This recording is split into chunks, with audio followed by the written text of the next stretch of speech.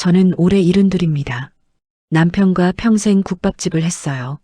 새벽 4시에 일어나서 뼈를 우리고 손님들 받고 설거지하고 그렇게 하루하루를 보냈죠.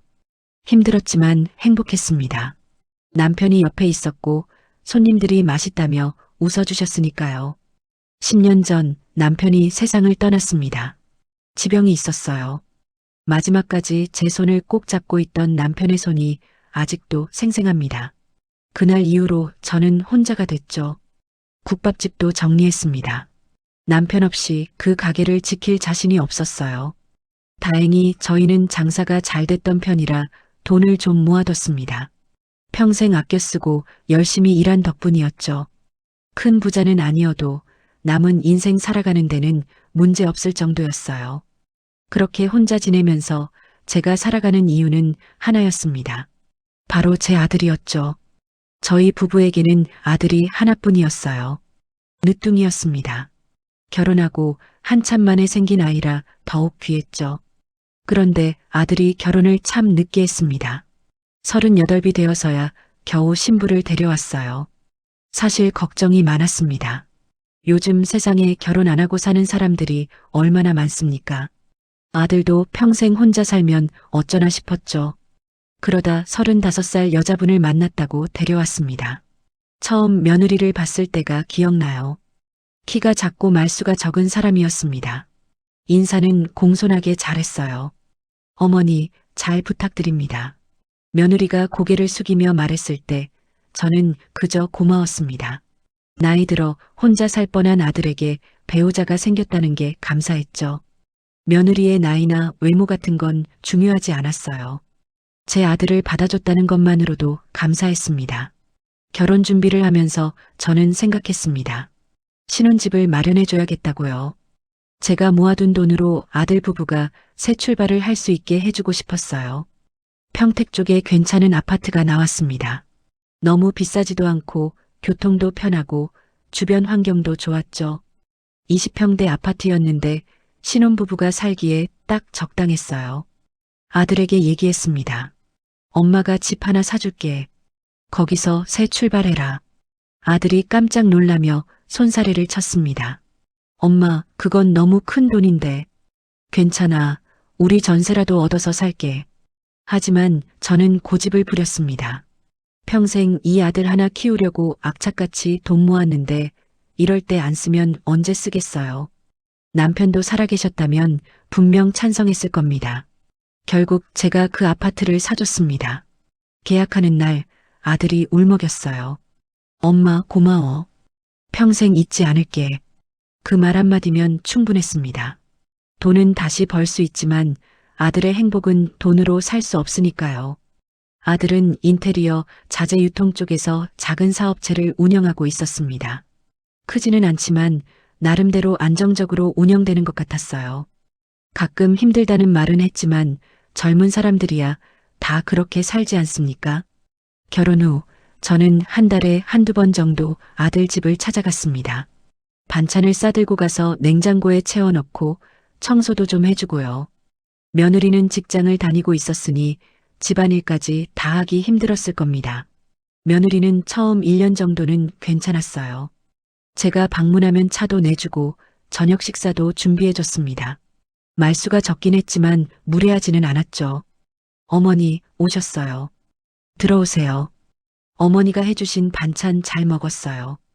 이런 말들을 들으면 저는 그저 흐뭇했습니다. 내 아들이 행복하게 사는구나 싶었죠. 가끔 아들 부부가 다투는 소리가 들릴 때도 있었습니다. 하지만 부부싸움은 칼로 물베기라고 하잖아요. 금방 화해하더군요. 저는 괜히 끼어들지 않았습니다. 시어머니가 부부 사이에 끼어들면 안 좋다는 걸 알고 있었으니까요. 그렇게 1년이 흘렀습니다. 저는 제 역할을 다했다고 생각했어요.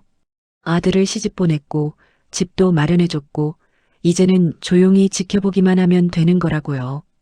혼자 사는 게 외롭지 않냐고요. 물론 외로웠습니다.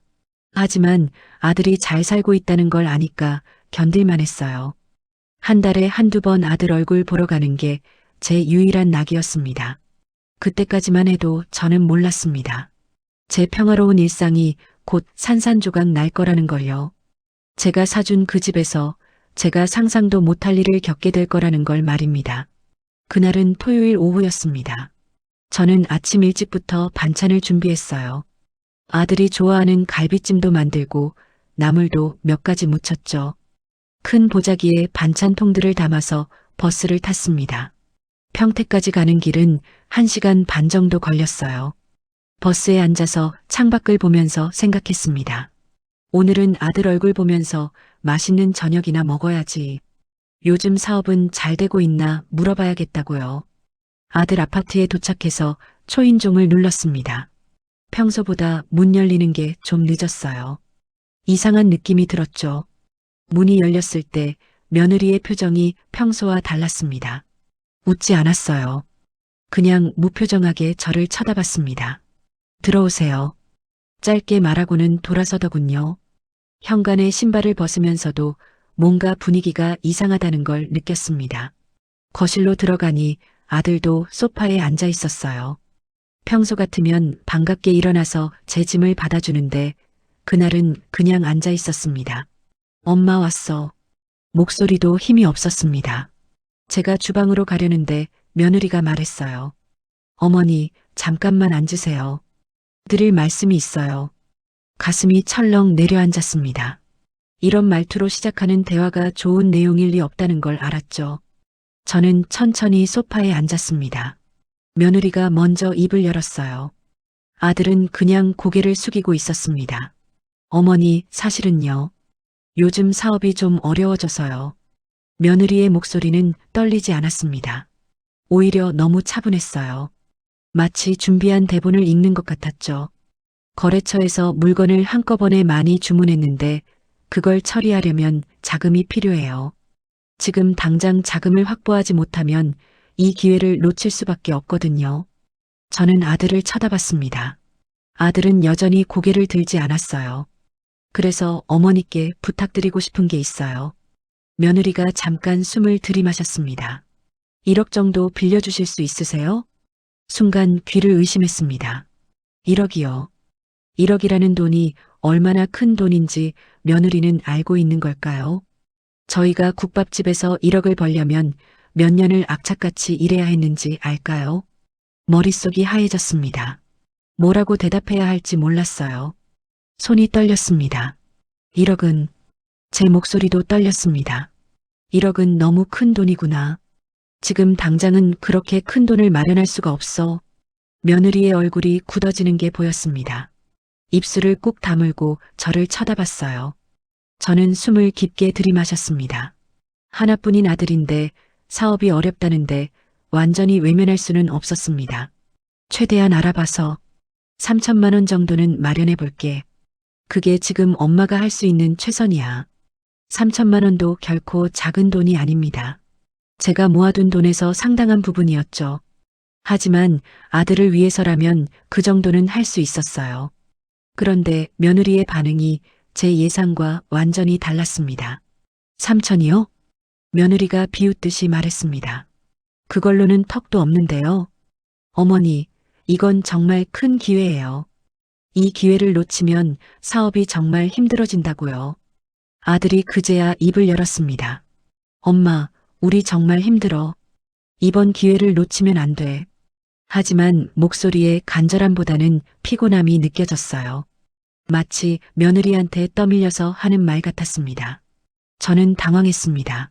3천만 원을 준다고 했는데 고맙다는 말은커녕 부족하다는 얘기만 하다니요. 가슴이 답답했습니다. 엄마도 지금 당장 1억을 만들 수는 없어. 3천만 원도 쉽게 마련할 수 있는 돈이 아니야. 그걸로 일단 버텨보고 나중에 더 필요하면 그때 또 얘기하자. 며느리가 한숨을 크게 쉬었습니다. 그 한숨 소리가 귀에 콕콕 박혔어요. 마치 제가 쓸모없는 사람이라도 되는 것처럼 느껴졌습니다. 거실이 조용해졌습니다. 아무도 말하지 않았어요. 시계 초침 소리만 똑딱똑딱 들렸습니다. 며느리가 일어서더니 방으로 들어가 버렸습니다. 쾅 소리를 내며 문을 닫았어요. 아들도 한숨만 쉬며 소파에 앉아 있었습니다. 시간이 흘러갔습니다. 저녁 7시가 넘었어요. 평소 같으면 이 시간쯤 며느리가 부엌에서 저녁을 준비했을 겁니다. 하지만 오늘은 부엌에서 아무 소리도 들리지 않았습니다. 제가 조심스럽게 물었습니다. 저녁은 어떻게 하니? 아들이 고개도 들지 않고 대답했습니다. 엄마, 오늘은 알아서 먹어. 나도 좀 들어가 있을게. 그리고는 정말로 일어나서 방으로 들어가 버렸습니다. 저 혼자 거실에 남겨졌어요. 넓은 거실이 갑자기 너무 넓게 느껴졌습니다. 혼자 앉아 있으니 서운함이 밀려왔어요. 돈을 원하는 만큼 주지 못했다고 해서 이렇게까지 대할 수 있는 건가요? 저녁도 안 차려주고 말도 안 하고요. 화도 났습니다. 동시에 마음이 아팠어요. 제가 사준 집에서 제가 이런 대접을 받고 있다는 게 믿기지 않았습니다. 배도 고팠습니다. 아침부터 반찬 만들느라 점심도 제대로 못 먹었거든요. 이대로 집에 갈 수도 없었어요. 버스 타고 1시간 반을 가야 하는데 배를 굶고 갈 순 없었습니다. 저는 천천히 일어나서 주방으로 갔습니다. 선반을 열어보니 라면이 몇 개 있더군요. 라면 하나라도 끓여 먹고 가야겠다고 생각했습니다. 냄비에 물을 올리고 라면을 넣었습니다. 보글보글 끓는 소리가 너무 크게 들렸어요. 조용한 집안에서 혼자 라면을 끓이는 제 모습이 초라하게 느껴졌습니다. 라면이 익어가는 동안 저는 그냥 서 있었습니다. 냄비를 들여다보면서도 정신은 딴 데 가 있었어요. 아들과 며느리가 방 안에서 뭐라고 속닥거리는 소리가 희미하게 들렸습니다. 뭐라고 말하는지는 정확히 안 들렸어요. 하지만 분위기는 알 수 있었죠. 분명 저에 대한 얘기를 하고 있을 겁니다. 3천만 원밖에 안 준다고, 쓸모없다고, 그런 얘기들을요. 눈물이 날 것 같았습니다. 참았어요. 여기서 울면 안 된다고 생각했습니다. 아들 부부 앞에서 약한 모습 보이고 싶지 않았어요. 라면을 그릇에 담았습니다. 김이 모락모락 올라왔죠. 냄새는 좋았어요. 하지만 입맛은 없었습니다. 그래도 먹어야 했어요. 집까지 가려면 기운이 필요했으니까요. 식탁에 앉아서 젓가락을 들었습니다. 라면 면을 집어서 후루룩 소리나지 않게 조심히 먹었어요. 괜히 큰 소리 내면 방 안에 있는 아들 부부한테 뭐라고 들을 것 같았습니다. 한 젓가락, 두 젓가락 먹는데 목으로 넘어가질 않았습니다. 자꾸 눈물이 차올랐어요. 제가 사준 집에서 제가 혼자 라면을 끓여 먹고 있다는 게 너무 서러웠습니다. 국밥집 할 때가 떠올랐습니다. 새벽부터 일하느라 힘들었지만 행복했어요. 남편이 옆에서 같이 일했고 손님들이 맛있다고 칭찬해줬고 아들도 가끔 가게에 들러서 밥 먹고 갔죠. 그때 아들은 참 착했습니다. 학교 끝나고 가게에 오면 설거지도 도와주고 테이블도 닦아줬어요. 손님들이 아들 보고 효자라고 칭찬하면 저는 얼마나 뿌듯했는지 몰라요. 그 아들이 이렇게 변했습니다. 아니, 변한 건지 원래 이랬던 건지 모르겠어요. 결혼하고 나서 달라진 것 같기도 하고요. 라면을 몇 젓가락 더 먹었습니다. 그때 방문이 스르륵 열리는 소리가 들렸어요. 며느리가 나오는 소리였습니다. 화장실 가는 건가 싶었는데 아니었어요. 발소리가 제 쪽으로 다가왔습니다. 저는 고개를 들지 않았어요. 그냥 라면만 먹었습니다. 며느리가 주방 쪽으로 가는 줄 알았는데 제 바로 앞까지 왔더군요. 어머니, 며느리가 불렀습니다. 목소리가 차가웠어요. 저는 젓가락을 든 채로 고개를 들었습니다. 며느리의 얼굴을 보는 순간 소름이 돋았습니다. 표정이 너무 차가웠거든요. 눈빛에 온기가 하나도 없었어요. 지금 라면 드세요? 며느리가 물었습니다. 저는 어이가 없었어요. 라면 먹는 게 뭐가 잘못됐다는 건가요? 응, 배가 고파서. 제가 대답하려는데 며느리가 제 손에서 젓가락을 확 낚아챘습니다. 너무 갑작스러워서 저는 그냥 멍하니 있었어요. 어머니, 지금 아들이 사업 때문에 이렇게 힘들어 죽겠는데 라면이 넘어가세요? 며느리의 목소리가 높아졌습니다. 날카롭고 비난하는 투였어요. 저는 할 말을 잃었습니다. 뭐라고 대꾸해야 할지 몰랐어요. 라면 한 그릇 먹는 게 그렇게 잘못된 일인가요? 3천만 원밖에 못 준다고 해놓고 여기서 편하게 라면 드시네요. 며느리가 계속 말했습니다. 아들은 지금 걱정에 잠도 못 자는데 어머니는 배고프다고 라면 끓여 드시고요. 가슴이 철렁 내려앉았습니다. 수치심이 밀려왔어요. 동시에 억울했습니다. 저녁도 안 차려줘서 배가 고파서 먹는 건데 왜 제가 이런 말을 들어야 하나요? 며느리가 제 손에서 빼앗은 젓가락을 싱크대에 던졌습니다.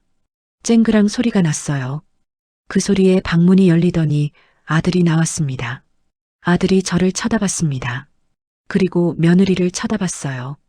분명 무슨 일이 일어났는지 알았을 겁니다.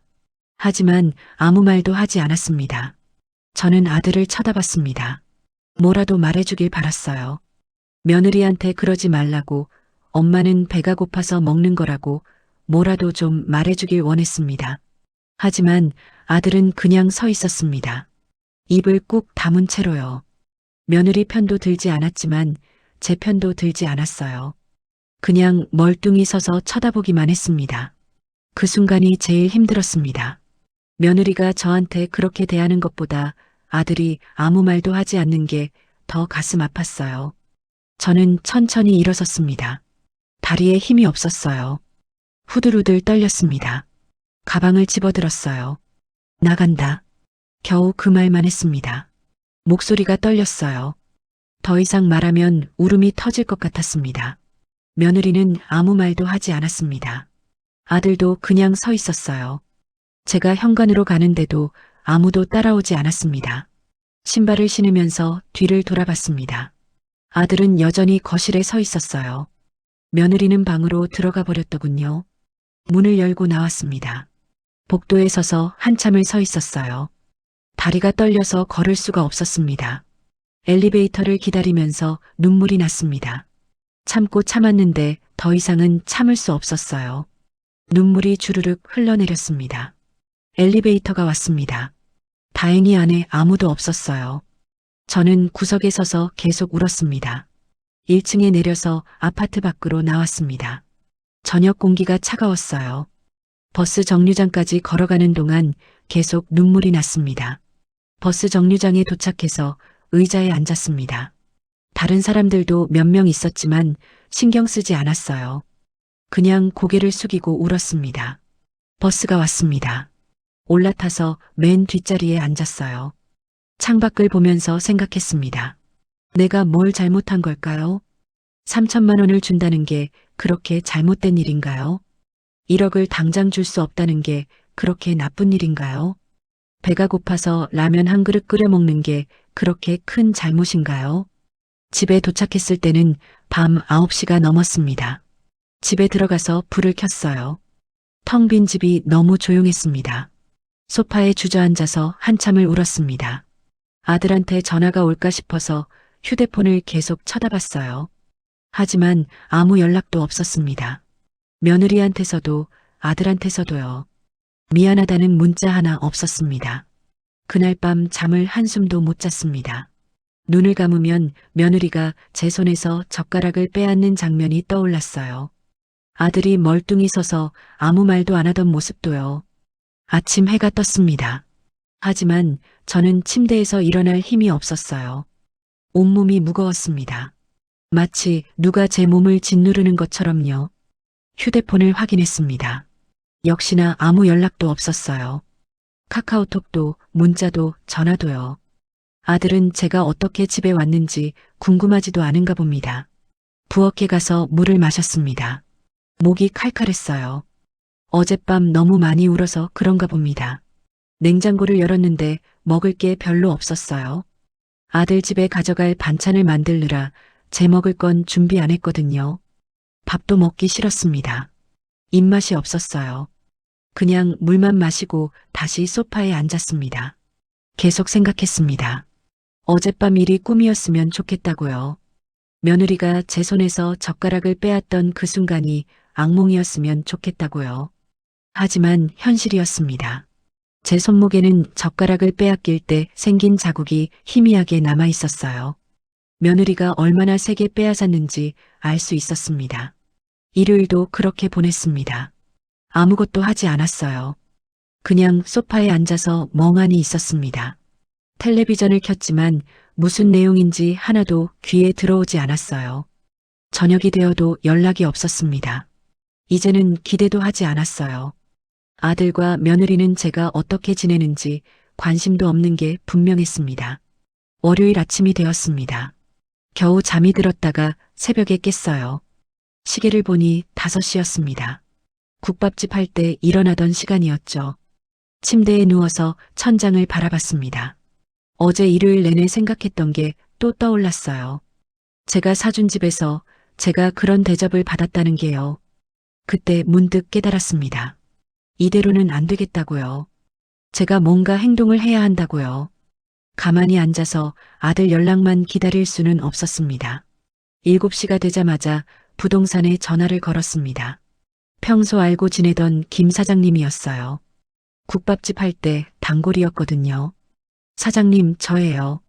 아, 사모님. 무슨 일이세요? 김 사장님의 목소리가 밝았습니다. 하지만 저는 밝게 말할 수가 없었어요. 평택에 있는 제 아들 집 있잖아요. 그거 팔려고요. 네. 갑자기 왜요? 김 사장님이 놀란 듯 물었습니다. 당연한 반응이었죠. 얼마 전에 사준 집을 갑자기 판다니요. 사정이 있어요. 빨리 팔아야 해서요. 금매로 내놓을게요. 금매요? 시세보다 많이 낮춰야 하는데 괜찮으세요? 김 사장님이 걱정스럽게 물었습니다. 괜찮아요. 빨리만 팔리면 돼요. 제 목소리는 단호했습니다. 김 사장님이 잠깐 침묵하더니 말했어요. 알겠습니다. 그럼 시세보다 한 3천만 원 정도 낮춰서 내놓을게요. 그 정도면 빨리 나갈 거예요. 네, 그렇게 해주세요. 전화를 끊고 나니 가슴이 두근거렸습니다. 제가 정말 이래도 되는 건가 싶었어요. 하지만 다시 생각해도 제 결정이 맞았습니다. 제가 번 돈으로 산 집입니다. 제가 아들한테 선물로 준 거예요. 그런데 그 집에서 제가 저런 대접을 받았다면 그 집을 되찾는 게 당연한 일 아닌가요? 화요일이 지나고 수요일이 지났습니다. 여전히 아들한테서 연락이 없었어요. 며느리도 마찬가지였습니다. 저는 이제 화가 났습니다. 서운함을 넘어서 분노가 치밀었어요. 목요일 오후 김 사장님한테서 전화가 왔습니다. 사모님, 벌써 보겠다는 사람이 나타났어요. 금매라고 하니까 관심 있어 하네요. 그래요? 빨리 계약 진행해 주세요. 근데 사모님, 정말 괜찮으세요? 아드님한테 말씀은 하셨어요? 김 사장님이 조심스럽게 물었습니다. 말 안 했어요. 말할 필요도 없고요. 그래도 아드님이 살고 계신 집인데 제 명의예요. 제 돈으로 산 집이고요. 제 마음대로 해도 되는 거 아닌가요? 제 목소리가 차갑게 나왔습니다. 김 사장님이 더 이상 뭐라고 하지 않았어요. 금요일에 계약자가 집을 보러 왔다고 합니다. 마음에 들어 한다고요. 토요일에 계약금을 넣겠다고 했답니다. 토요일 아침 김 사장님한테서 또 전화가 왔습니다. 사모님, 계약금 들어왔어요. 잔금은 한 달 후에 치르기로 했고요. 그럼 한 달 안에 집을 비워야 한다는 거죠? 네, 그렇습니다. 전화를 끊고 저는 한참을 가만히 앉아 있었습니다. 정말로 해버렸습니다. 돌이킬 수 없게 됐어요. 후회가 되냐고요? 아니었습니다. 오히려 속이 시원했어요. 이제 아들한테 전화를 걸어야 했습니다. 손이 떨렸습니다. 아들 번호를 누르는데 손가락이 제대로 움직이지 않았어요. 심호흡을 하고 통화 버튼을 눌렀습니다. 신호음이 몇 번 울렸습니다. 아들이 받았어요. 응, 엄마. 목소리가 평소와 다름없었습니다. 마치 지난주에 아무 일도 없었던 것처럼요.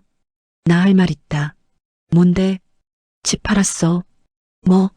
아들의 목소리가 높아졌습니다. 평택집. 내가 너희한테 준 그 집 말이야. 팔았어. 한 달 안에 나가. 엄마, 무슨 소리야? 갑자기 왜 그래? 아들이 당황해서 말했습니다. 저는 차분하게 대답했어요. 내 집에서 나를 그렇게 대하는 건 참을 수 없어. 3천만 원이라도 최선을 다해 도와주려고 했는데 돈 하나로 나를 그렇게 대하는 너희를 용서할 수 없다. 엄마, 잠깐만. 우리 얘기 좀 하자. 그건 오해야. 오해 아니야. 내가 직접 겪었어. 며느리가 내 손에서 젓가락 빼앗았잖아. 너는 옆에서 보고만 있었고, 제 목소리가 떨렸습니다. 하지만 계속 말했어요. 한 달 줄 테니까 짐 싸서 나가. 끝이야. 엄마, 제발. 아들이 뭐라고 말하려는데 저는 전화를 끊어버렸습니다. 더 이상 들을 수 없었어요. 휴대폰을 소파에 던졌습니다. 온몸이 후들후들 떨렸어요. 제가 방금 뭘 한 건지 실감이 났습니다. 전화를 끊고 나니 집안이 너무 조용했습니다. 제 심장 소리만 쿵쿵 들렸어요. 방금 제가 아들한테 뭐라고 한 건지 믿기지 않았습니다. 하지만 후회는 되지 않았어요. 오히려 가슴속에 쌓여있던 뭔가가 터진 것 같았습니다. 답답했던 게 조금은 풀린 기분이었죠. 휴대폰이 울렸습니다. 아들이었어요. 받지 않았습니다. 또 울렸습니다. 계속 받지 않았어요. 문자가 왔습니다. 엄마, 전화 좀 받아. 우리 얘기 좀 하자. 문자를 읽고 휴대폰을 뒤집어 놨습니다. 더 이상 볼 필요가 없었어요. 할 말은 다 했습니다. 오후가 되자 며느리한테서도 전화가 왔습니다. 처음이었어요. 며느리가 제게 전화하는 건요. 역시 받지 않았습니다. 며느리한테서도 문자가 왔습니다. 어머니, 제가 잘못했어요. 전화 좀 받아주세요. 읽고 지웠습니다. 이제 와서 잘못했다고 해봤자 소용없었어요. 이미 계약금까지 받았습니다. 한 달 후면 잔금까지 들어오고요. 저녁이 되었습니다. 아들한테서 전화가 10번도 넘게 왔어요. 며느리한테서도 5번쯤 왔습니다. 받지 않았습니다. 밤이 되자 문자가 쏟아졌습니다. 엄마, 우리가 잘못했어. 그때 내가 바로 말렸어야 했는데. 엄마, 제발 한 번만 용서해줘. 어머니, 정말 죄송합니다. 제가 너무 심했어요. 어머니, 저희한테 기회를 주세요. 문자를 읽으면서도 마음이 흔들리지 않았습니다. 진작에 이랬어야죠. 제 손에서 젓가락을 빼앗을 때, 아니 그 전에 저녁도 안 차려주고 방으로 들어갈 때부터 잘못됐던 겁니다. 일요일이 되었습니다. 초인종이 울렸어요. 누군지 알았습니다. 아들이겠죠. 문을 열지 않았습니다. 엄마, 나야. 문 좀 열어줘. 아들이 밖에서 소리쳤습니다. 저는 소파에 앉아서 움직이지 않았어요. 엄마, 제발. 우리 얘기 좀 하자. 아들의 목소리가 애원하는 투였습니다. 하지만 저는 일어나지 않았어요. 1시간쯤 지났을까요? 밖이 조용해졌습니다. 아들이 돌아간 모양이었어요. 월요일 아침 김 사장님한테 전화했습니다. 사장님, 계약 진행 잘 되고 있죠? 네, 사모님.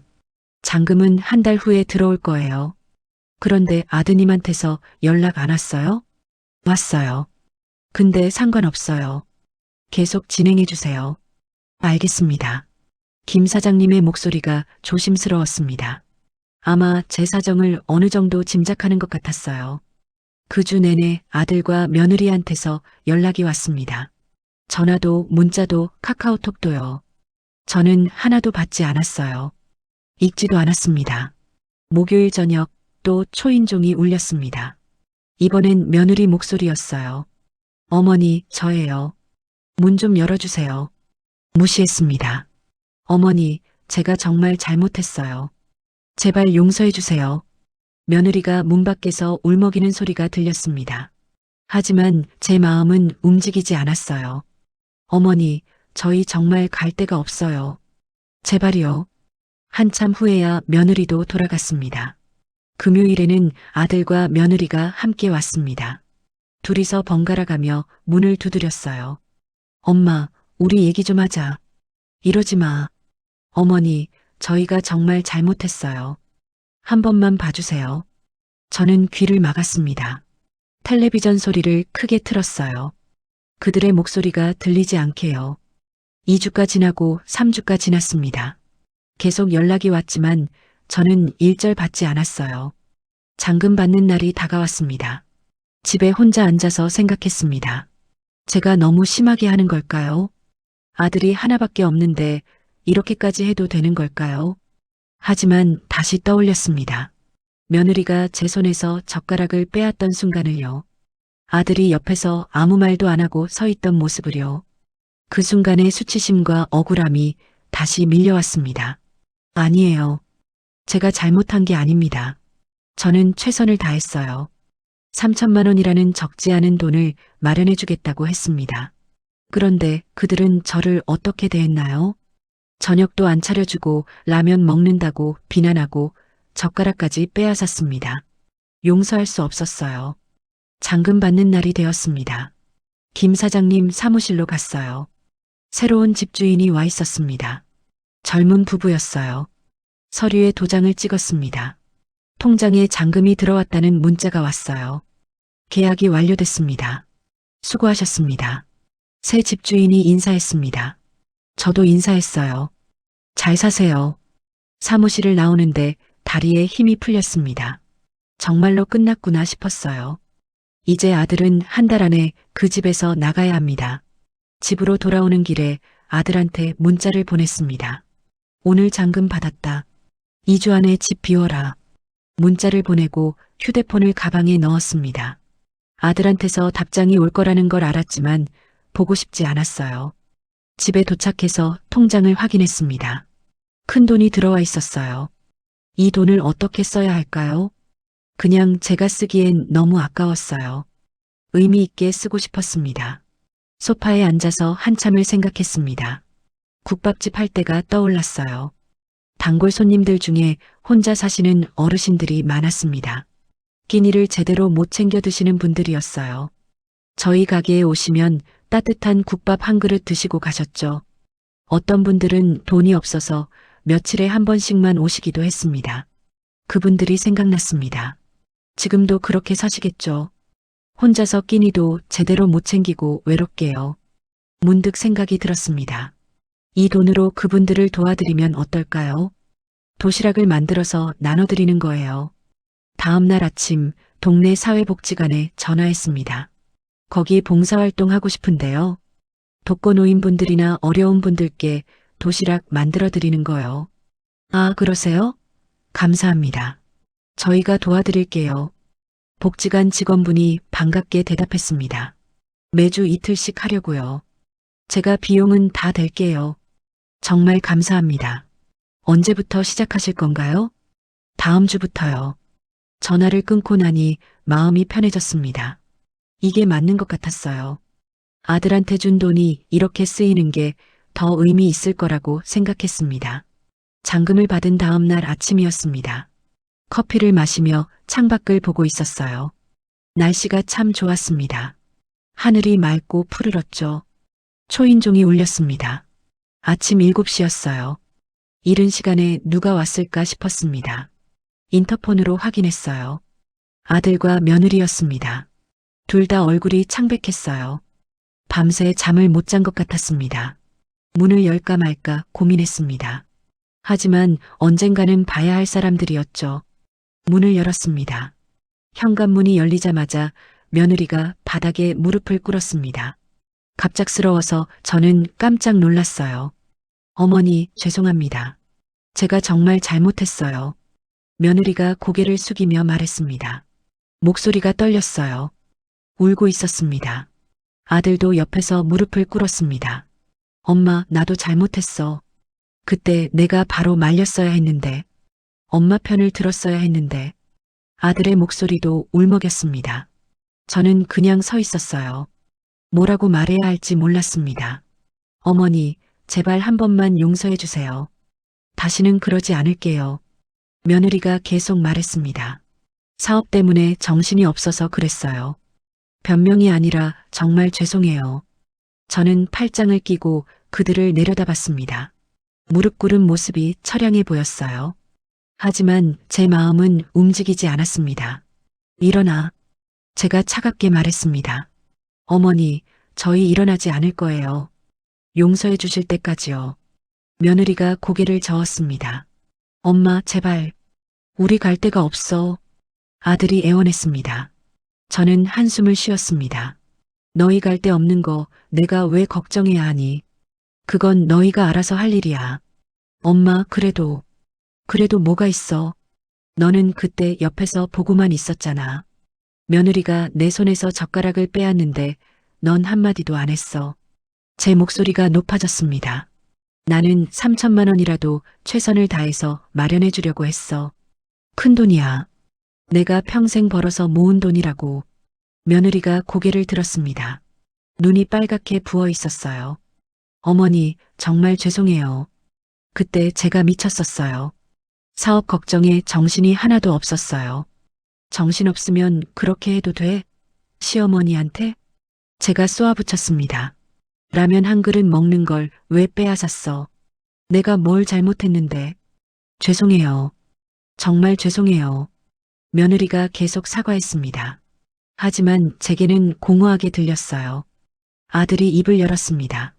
엄마, 내가 정말 잘못했어. 그때 바로 엄마 편을 들었어야 했는데. 나도 사업 걱정에 정신이 없었어. 하지만 그게 변명이 될 수는 없지. 그래. 그거로는 변명이 안 돼. 제가 말했습니다. 너는 내 아들이야. 그런데 내 아내가 내 엄마한테 그러는데 가만히 있었어? 그게 아들이 할 짓이니? 엄마. 그리고 지금 와서 무릎 꿇는다고 해서 내 마음이 풀릴 것 같아? 그때 그 순간이 얼마나 수치스러웠는지 알아? 제 목소리가 떨렸습니다. 눈물이 날 것 같았지만 참았어요. 내가 사준 집에서 말이야. 내 돈으로 산 집에서 내가 그런 대접을 받았어. 며느리가 더 깊이 고개를 숙였습니다. 어머니, 100번 1000번 죄송해요. 제가 사람이 아니었어요. 이제 알았어. 늦었어. 저는 돌아서려고 했습니다. 하지만 아들이 제 바지 끝을 잡았어요. 엄마, 제발. 한 번만 기회를 줘. 기회는 이미 줬어. 그때 너희가 차버렸고. 엄마, 계약 끝났어. 2주 안에 집 비워. 새 집주인이 들어가야 해. 제가 단호하게 말했습니다. 며느리가 소리내어 울기 시작했습니다. 아들도 눈물을 흘렸어요. 하지만 저는 마음이 흔들리지 않았습니다. 엄마, 우리 정말 갈 데가 없어. 전세금도 없고 월세 보증금도 마련하기 힘들어. 그건 내 문제가 아니야. 너희가 알아서 해. 엄마, 그래도 나는 엄마 아들이잖아. 아들이 울먹이며 말했습니다. 내 아들이 맞아. 그래서 더 실망스러운 거야. 저는 아들을 내려다봤습니다. 내가 제대로 된 아들이었으면 그날 바로 막았어야지. 아내가 내 엄마한테 그러는 걸 가만히 보고만 있으면 안 되는 거야. 알아. 내가 잘못했어. 이제 와서 알아봤자 소용없어. 며느리가 제 발을 붙잡았습니다. 어머니, 저 정말 반성하고 있어요. 평생 그날을 후회하면서 살 거예요. 그래. 평생 후회하면서 살아. 나도 평생 잊지 못할 테니까. 제가 며느리의 손을 떼어냈습니다. 일어나. 보기 안 좋아. 어머니, 일어나라고. 이제 그만해. 제 목소리가 차갑게 나왔습니다. 며느리가 천천히 일어났어요. 아들도 일어났습니다. 두 사람 모두 무릎이 빨갛게 부어 있었습니다. 얼마나 오래 꿇어 있었는지 알 수 있었죠. 엄마, 정말 안 되겠어? 아들이 마지막으로 말했습니다. 안 돼. 이미 끝났어. 당장 나가. 제가 문을 가리켰습니다. 며느리가 한 번 더 고개를 숙였습니다. 어머니, 정말 죄송합니다. 나가. 제가 다시 말했습니다.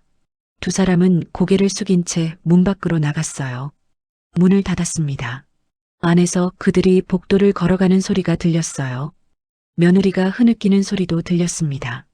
저는 문에 등을 기대고 섰습니다. 다리에 힘이 풀렸어요. 바닥에 주저앉았습니다. 가슴이 아팠습니다. 하나뿐인 아들인데 저렇게 보내도 되는 건가 싶었어요. 하지만 다시 생각했습니다. 제가 잘못한 게 아니에요. 저는 최선을 다했습니다. 돈도 마련해주겠다고 했고 배고파서 라면 한 그릇 먹었을 뿐이에요. 그런데 그들은 저를 어떻게 대했나요? 젓가락을 빼앗고 비난하고 무시했습니다. 눈물이 났습니다. 이번엔 참지 않았어요. 그냥 울었습니다. 한참을 울고 나니 마음이 조금 가라앉았습니다. 일어나서 세수를 했어요. 거울을 봤습니다. 눈이 부어 있었습니다. 창밖을 봤습니다. 해가 높이 떠 있었어요. 새로운 하루가 시작됐습니다. 제 인생도 이제 새롭게 시작해야 했습니다. 아들 없이요. 혼자서요. 하지만 괜찮을 거라고 생각했습니다. 저는 평생 혼자서도 잘 살아왔으니까요. 앞으로도 그럴 수 있을 거예요. 아들과 며느리를 보낸 후 며칠이 지났습니다. 집은 여전히 조용했어요. 하지만 예전과는 다른 느낌이었습니다. 뭔가 정리된 기분이었죠. 2주가 지났습니다. 아들한테서 마지막 문자가 왔어요. 짐 다 뺐어. 열쇠는 우편함에 넣어뒀어. 그게 전부였습니다. 미안하다는 말도 안녕이라는 인사도 없었어요. 저도 답장하지 않았습니다. 김 사장님한테 전화했습니다. 사장님, 아들이 집 비웠대요. 새 집주인한테 연락해 주세요. 알겠습니다, 사모님. 수고 많으셨어요. 김 사장님의 목소리가 조심스러웠습니다. 제 사정을 안타까워하는 게 느껴졌어요. 다음 주가 되었습니다. 복지관에서 연락이 왔어요. 도시락 봉사를 시작하기로 한 날이었습니다. 아침 일찍 일어났습니다. 국밥집 하던 때처럼 새벽 5시에 눈이 떠졌어요. 옷을 갈아입고 복지관으로 향했습니다. 복지관 주방은 생각보다 컸습니다. 직원분이 반갑게 맞아주셨어요. 어르신 오셨어요. 감사합니다. 아니에요. 제가 하고 싶어서 하는 거예요. 저는 웃으며 대답했습니다. 도시락을 만들 재료들이 준비되어 있었습니다. 밥, 국, 반찬들이요. 저는 앞치마를 두르고 일을 시작했어요. 손이 기억하고 있었습니다. 국밥집 할 때처럼 능숙하게 움직였죠. 밥을 담고 국을 부었습니다. 반찬도 정성스럽게 담았어요. 다른 자원봉사자분들도 계셨습니다. 모두 저보다 젊은 분들이었어요. 같이 일하면서 이야기를 나눴습니다. 어르신은 어떻게 봉사 시작하시게 됐어요? 한 분이 물었습니다. 그냥 의미 있는 일 하고 싶어서요. 나이 들어서 집에만 있으니까 답답하더라고요. 사실대로 말할 수는 없었습니다. 아들한테 준 집을 팔아서 그 돈으로 봉사한다고는 말할 수 없었죠. 도시락을 다 만들었습니다. 50개 정도 됐어요. 복지관 차량에 싣고 배달을 나갔습니다. 첫 번째 집에 도착했습니다. 낡은 빌라 2층이었어요. 초인종을 눌렀습니다. 문이 열렸습니다. 할머니 한 분이 나오셨어요. 허리가 많이 굽으셨습니다. 도시락 가져왔어요. 제가 웃으며 말했습니다. 아이고, 고맙습니다. 매번 이렇게 챙겨주시니 얼마나 고마운지. 할머니가 도시락을 받으며 말했습니다. 눈가에 주름이 가득했지만 환하게 웃으셨어요. 맛있게 드세요. 따뜻할 때 드시고요. 네, 고맙습니다. 할머니가 몇 번이고 고개를 숙였습니다. 다음 집으로 갔습니다. 또 다음 집으로요. 집집마다 혼자 사시는 어르신들이 계셨습니다. 모두들 도시락을 받으며 고마워했어요. 어떤 분은 눈물을 글썽이기도 했습니다. 요즘 같은 세상에 이렇게 챙겨주는 사람이 어디 있어요. 정말 고맙습니다. 그 말을 들으니 가슴이 뭉클했습니다. 제가 특별한 걸 한 것도 아닌데요. 배달을 다 마치고 복지관으로 돌아왔습니다. 오후 2시쯤 됐어요. 몸은 피곤했지만 마음은 뿌듯했습니다. 어르신, 수고하셨어요. 다음 주에도 오시죠. 직원분이 웃으며 말했습니다. 네, 당연하죠. 집으로 돌아오는 길에 생각했습니다. 오늘 하루가 참 의미 있었다고요. 누군가를 도울 수 있다는 게 이렇게 좋은 일인지 몰랐습니다. 국밥집 할 때도 비슷한 느낌이었어요. 손님들이 맛있게 드시는 모습을 보면 뿌듯했거든요. 오늘도 그랬습니다. 그날 밤 침대에 누워서 천장을 바라봤습니다. 아들 생각이 났어요.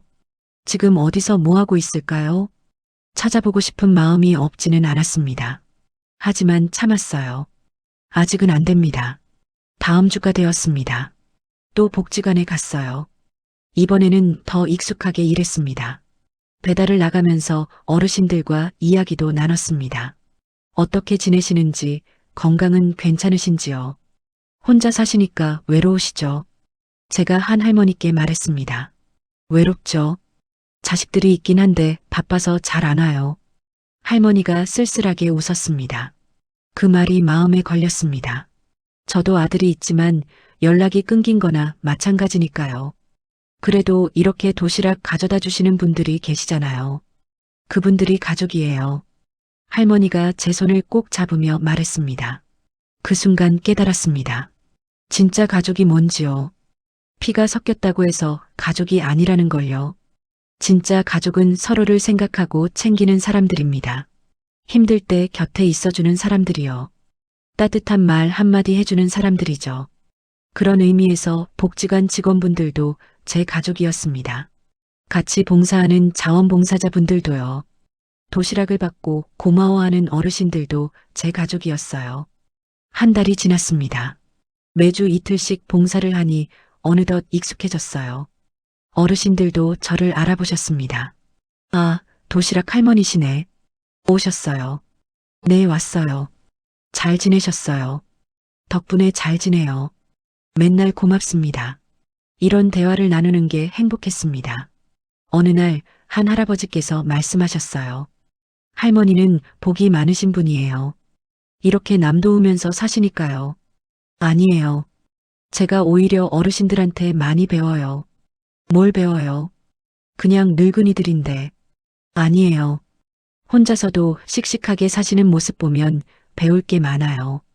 할아버지가 빙그레 웃으셨습니다. 집으로 돌아오는 길에 문득 생각했습니다. 제가 아들한테 집을 팔아버린 게 잘한 일이었을까요? 너무 심했던 걸까요? 하지만 다시 생각해도 제 결심은 틀리지 않았어요. 저를 그렇게 대한 사람들한테 제 재산을 줄 수는 없었습니다. 대신 이렇게 의미 있게 쓰는 게 훨씬 낫습니다. 정말 도움이 필요한 분들을 돕는 거니까요. 저녁에 혼자 식사를 했습니다. 간단하게 된장찌개를 끓였어요. 밥 한 그릇에 찌개 한 그릇이면 충분했습니다. 식사를 하면서 창밖을 봤습니다. 노을이 참 예뻤어요. 하늘이 붉게 물들었습니다. 예전에는 이런 풍경을 봐도 그냥 지나쳤습니다. 바쁘게 살았으니까요. 하지만 이제는 여유가 생겼어요. 천천히 사는 법을 배우고 있습니다. 혼자여도 괜찮다는 것도 알게 됐고요. 도시락을 싸면서 생각했습니다. 제 남은 인생은 이렇게 살아야겠다고요. 진짜 저를 필요로 하는 사람들을 위해서요. 아들은 저를 필요로 하지 않았습니다. 돈만 필요했죠. 하지만 복지관 어르신들은 달랐어요. 제 마음을 필요로 했습니다. 그게 차이였습니다. 진짜 가족과 가짜 가족의 차이요. 이제 저는 새로운 가족을 만들었습니다. 피는 섞이지 않았지만 마음으로 연결된 가족들이요. 그들과 함께 남은 인생을 살아가겠습니다. 후회 없이요.